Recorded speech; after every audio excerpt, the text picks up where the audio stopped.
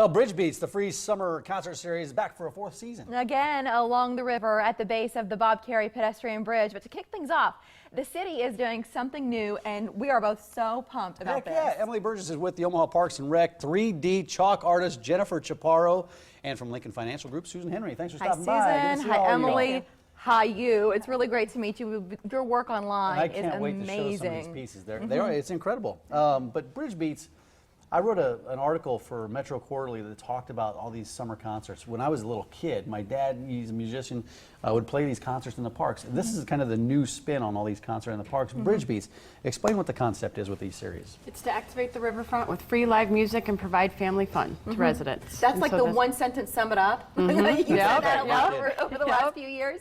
Here's the schedule, by the way. So who's kicking it off? Waiting for Weekend, a pop band. And then you see there are 5 additional shows throughout the summer, all on Friday. So you get off work, you grab the kids, you head down to the river from 6 to 9:30.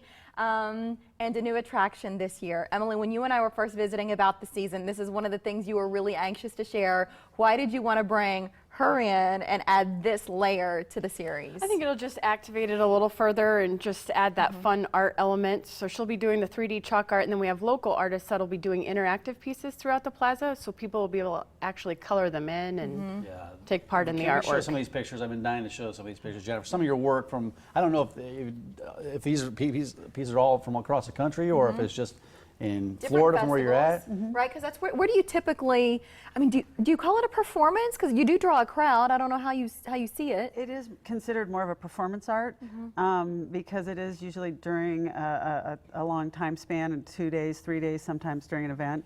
Look at this. This is incredible. So this is just chalk, right? And it's on a street right there. Right, right. And that was in Atlanta, Marietta, Georgia. They have a big event every year in the fall.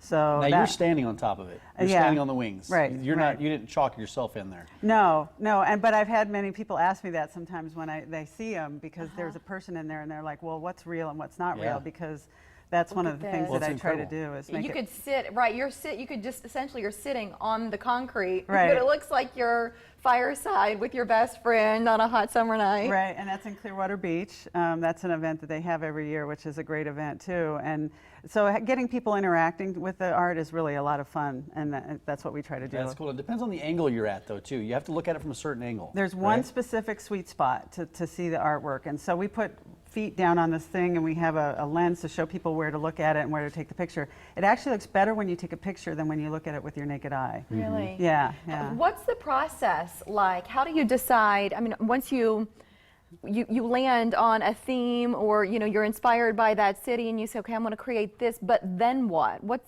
kind of chalk are you using, and how do you go about planning it so that the science of it is there? Well, I do a lot of pre-planning, and for different events I try to pick something that fits with a theme. So this one we're doing a Lewis and Clark to do with the national parks, and so it's a find your park type of themed piece.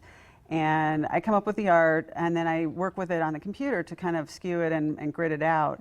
And then basically I use a grid, which is what they've been using for many, many hundreds of years to do big murals. So you're just doing it in a large format.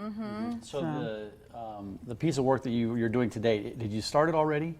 Yeah, we started it yesterday. I had 2 people. I had a local artist, Matt Seeley, and Maura Howdeshell, who came up to help me with getting the first layer down, and that's a washable kids tempera paint, and then the chalk is going to go on top of that. What do you do when it rains, and does your heart just break? I mean, what, to spend that much time on something? It really doesn't, because it's a performance art. So it's once we finish and we take lots of pictures, I'm ready to go on to the next piece. Wow. And I like to watch people interacting with it after it's done too. Do your knees hurt a lot? Yeah. Because and my back. I couldn't be on my knees that long. Right. Yeah. Hey, Susan, it's such a pleasure because this series is free, but the reality, it's free to us only because of your generosity. So at Lincoln Financial, why is it important to support this series? Well, Lincoln Financial believes that all people should have access to the arts regardless of their economic status, ability, or ethnicity.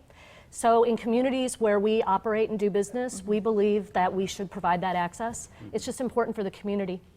A great community partner. Are you going to get down and see the work today? I don't know that I'm going to make it today, but I'm going to be at the rest of the series this I summer. was reading up about your commitment to community and the millions of dollars every year that you give back. This is just one example, but it reflects your whole commitment. Yeah, we're very proud. The Lincoln Foundation donates over $10 million a year in the communities where we operate and do business, to arts programs, to youth education programs, and workforce development. It's really impressive. Emily, let's cover some of the ground rules for bridge beats. You need to bring chairs, blankets, where do you park, all that type of Some stuff. sunscreen today. Yeah, water, a lot of water. Yeah, but Mike did mention parking. We have a map. There's the lineup, by the way. So waiting for weekend, that's tonight. And you see some other great acts throughout the summer. Where do we park once we get down You there? can park at the Lewis and Clark headquarters and walk up the Riverfront Trail, or you can park at Gallup and take the Riverfront Trail to the and location. then food, do you have any vendors We back? do. Tonight we have barbecue, and then we have a variety of different So you vendors can throughout the eat. season. Don't rush to eat dinner before you go down. You can take care of that once you get to Bridge Beach. You got to pay for the food, but the concert is free itself.